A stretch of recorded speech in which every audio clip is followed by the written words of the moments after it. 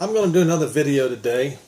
It is January 26, 2017, and it is concerning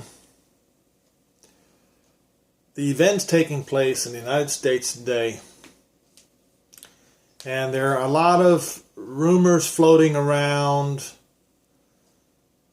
that Donald Trump is not going to keep his promise to Israel by putting the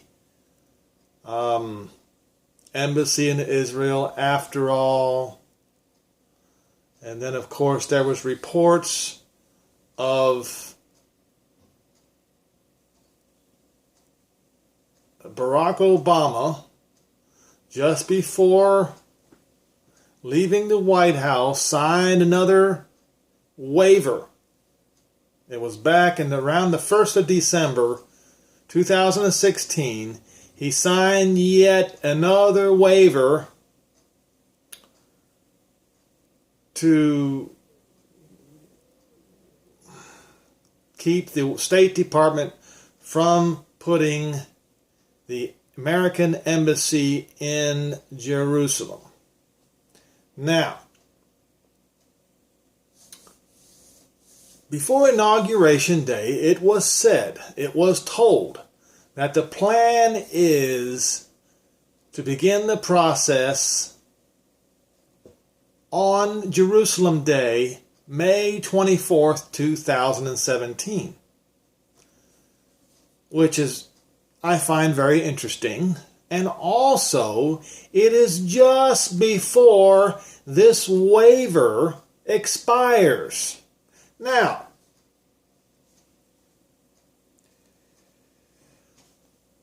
there is a bill that was introduced to Congress by Senators Marco Rubio, Ted Cruz, and Senator Heller that would remove the waiver from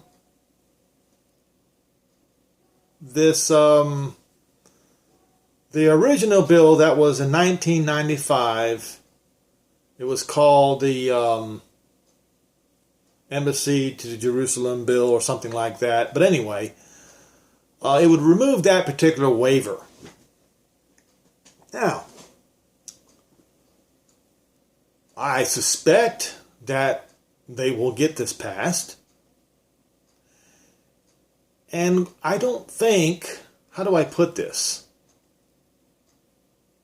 I don't think another waiver is going to be signed anymore. I don't think so. Now, the law specifically stated,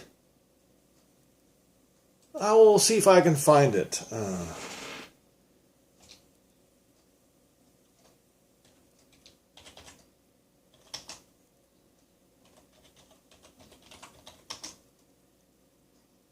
It's called the 1995 Jerusalem Embassy Act.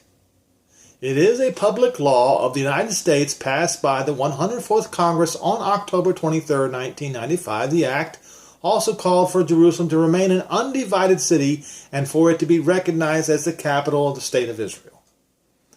Now, if Congress removes the waiver, then they have no choice but to put the embassy in Jerusalem. If Donald Trump refuses to sign another waiver, then the State Department has no choice but to put the embassy in Jerusalem. But this law goes all the way back to 1995.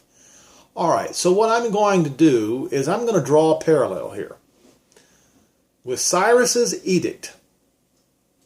All right, I will go to Wikipedia first. The Edict of Cyrus is part of the biblical narrative about the return from Babylonian captivity.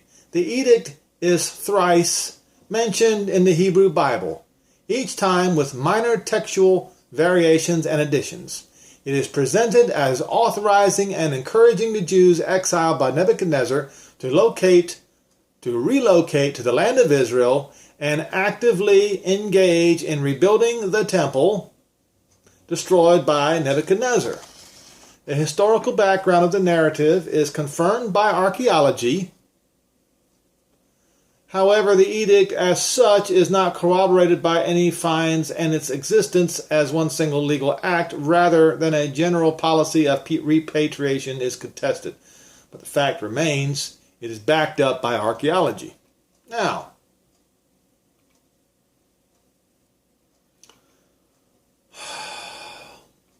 in the book of Ezra relays how the people of Cutha, known as Hebrew as Cuthim, and quoted as the adversaries of the returning exiles, initiated a request to join in the second temple construction. When rebuffed by Zerubbabel and his companions, they spitefully composed a letter of complaint to Artaxerxes of Persia. In the reign of Ahasuerus, in the beginning of his reign, they wrote an accusation against the dwellers of Judea and Jerusalem. Then Rehum, the secretary, and Shimshai, the scribe, and the rest of their companions, the Danites, the Arpachshatites, the Tarpalites, and the Arpasites, the Archivites, the Babylonians, the Shushanites, and the Dehites, and the Elamites, and the rest of the nations whom the great and honored Asanappar exiled and settled in the cities of Samaria, and the rest on the other side of the river, and Kenath. Now, the other side of the river is the other side of the Jordan River. This is the meaning of the letter that they sent to him, to Artaxerxes the king. Your servants are the people on the other side of the river, and Kenath. Let it be known to the king that the Jews who ascended from you upon us have come to Jerusalem, the rebellious and sinful city they are building, and the walls they have completed, the walls they have joined. Now let it be known to the king that if this city is built and the walls are founded, they will not give the king's due, the head tax nor the meal tax will they give, and the tax of the kings will suffer. Now in view of this, that we wish to destroy the temple, and it is improper for us to witness the king's disgrace, we have therefore notified the king that one should search in the annals of your fathers, and you will find in the annals, and you will know that this city is a rebellious city, and it injures kings and countries, and they have made rebellion in its midst since the days of yore. Because of this city was destroyed.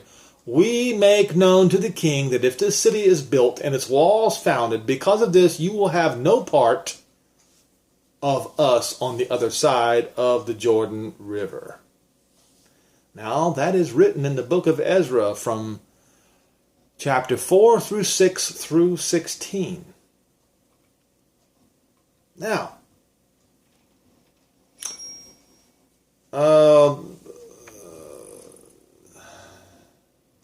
okay.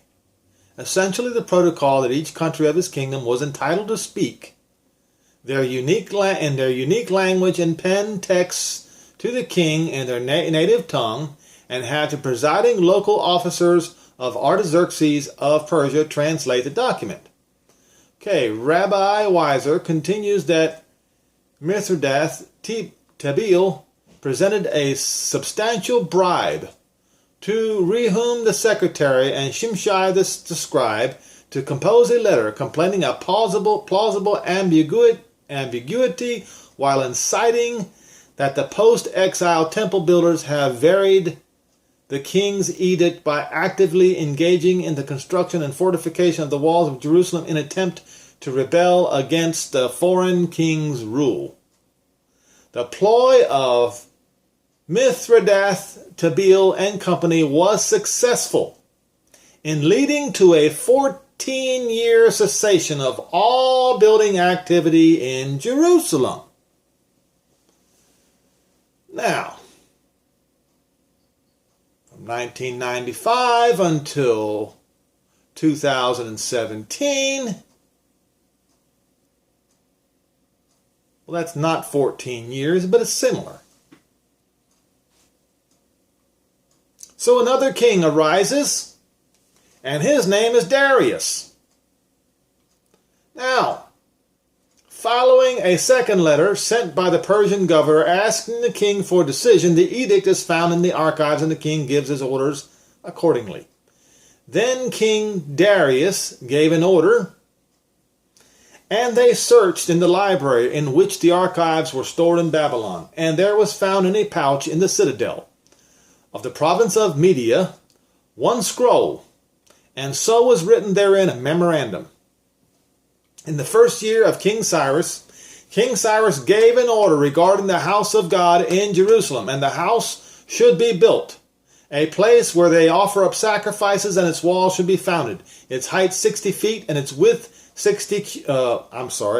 height 60 cubits, and its width 60 cubits. 3 rows of marble, a row of new wood, and the expenditures shall be given from the royal house, and also the vessels of the house of God of gold and silver, which Nebuchadnezzar took out of the temple that is in Jerusalem and brought to Babylon. Let them be given over and brought to the temple that is in Jerusalem to its place, and they shall be deposited in the house of God. Now, Tattenai, the governor of the other side of the river, Jordan River, Shethar-bozenai, and their companies, the Arpachshadites, who are on the other side of the river, distance yourselves from there. So he's commanding these people who caused this controversy, those people who are on the other side of the Jordan River, get your tail back on the other side of the river where you belong.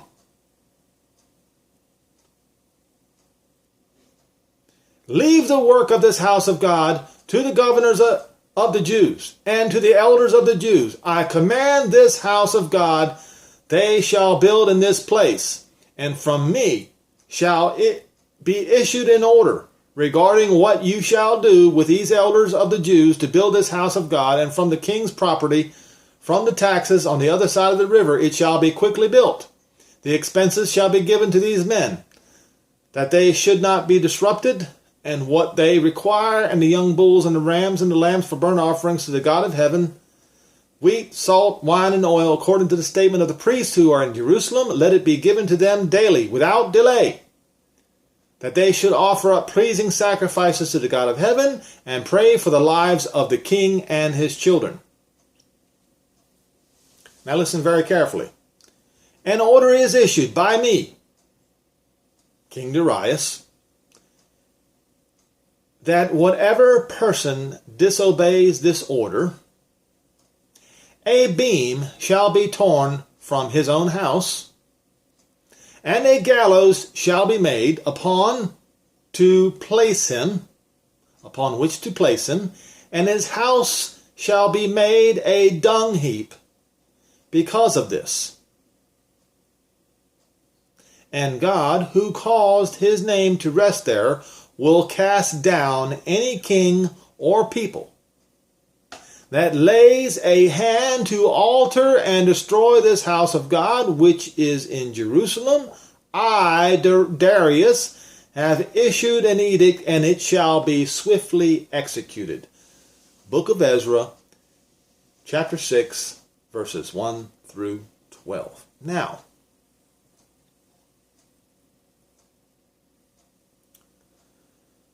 the situation that we are in are very, very similar, although we know that when we read in Revelation that there's not going to be a temple built because the Father and the Lamb are the temple.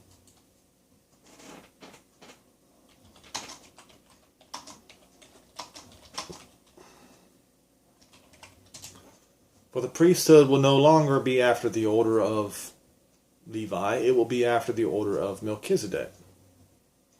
Revelation 21 and verse 22. And I know that this is going to really upset a bunch of people, even those who call themselves Messianic Jews, Christians, or whatever. They insist that a temple has to be built, a third temple has to be built. Well, folks, a third temple was already built. That was Herod's temple. Revelation 21 verses 22. And I saw no temple in it, the holy city, for Jehovah Almighty is its temple and the Lamb. Okay. But what I'm saying here is what's happening right now is eerily similar to what happened. Cyrus gave the edict. It was stopped. It was stopped by the people on the other side of the river. The people who belonged on the other side of the river.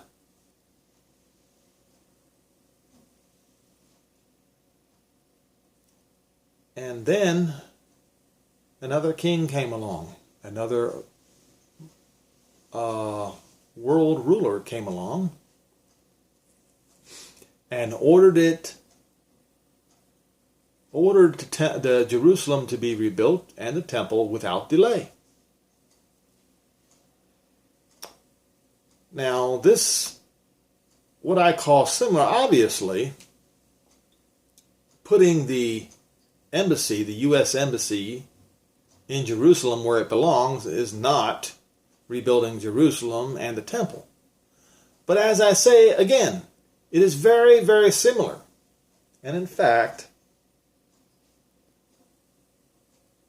there is something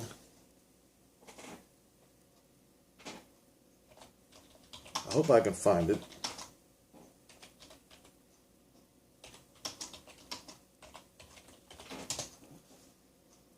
Okay, it is in Zechariah 14. Zechariah 14. And this happens after the nations are vanquished and conquered. And what will they have to do to appease Jehovah, the God of Israel?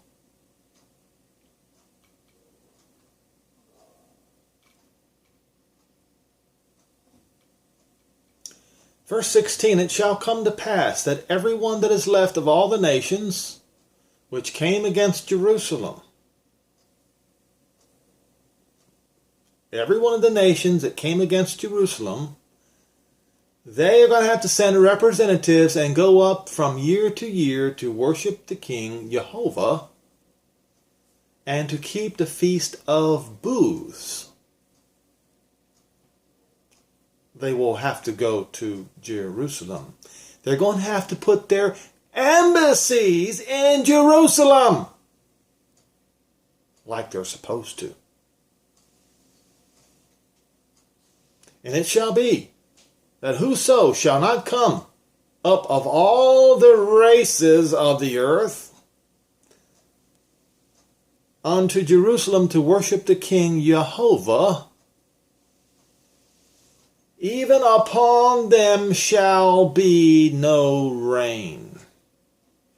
And if the family, the race of Egypt, go not up, and come not, that have no rain, they don't have any rain anyway, they just plant along the Nile River, then there is going to be an even worse plague, wherewith Jehovah shall smite the heathen that come not up to keep the Feast of Booths. This shall be the punishment of Egypt and the punishment of all nations that come not up to keep the Feast of Booths. Yes, folks, they are going to have to put an embassy in Jerusalem, and then they're going to have to come and worship before Jehovah, the Elohim of Israel. And I hope, I really, really do hope, that the United States is going to take the lead in this and put their embassy in Jerusalem first. And if the nations want to come up against Jerusalem and have a hissy fit over it, guess what they're going to have to do after they have been completely vanquished? Please read Zechariah 14 all the way through. You will know, you will see. And it would be a good idea to read all of the book of Ezra. It is very, very important to understand the parallels. After all, wasn't the book of Ezra a shadow of things to come, as Paul said? Now, hopefully, this little Bible study has been helpful. It was something that was brought to my attention today. I figured I'd share it with everybody. I'm extremely hopeful. May the 24th is a good day to begin the process of putting the U.S. Embassy over there in Jerusalem where it belongs. I believe that would be one step closer to keeping the plagues off of this country.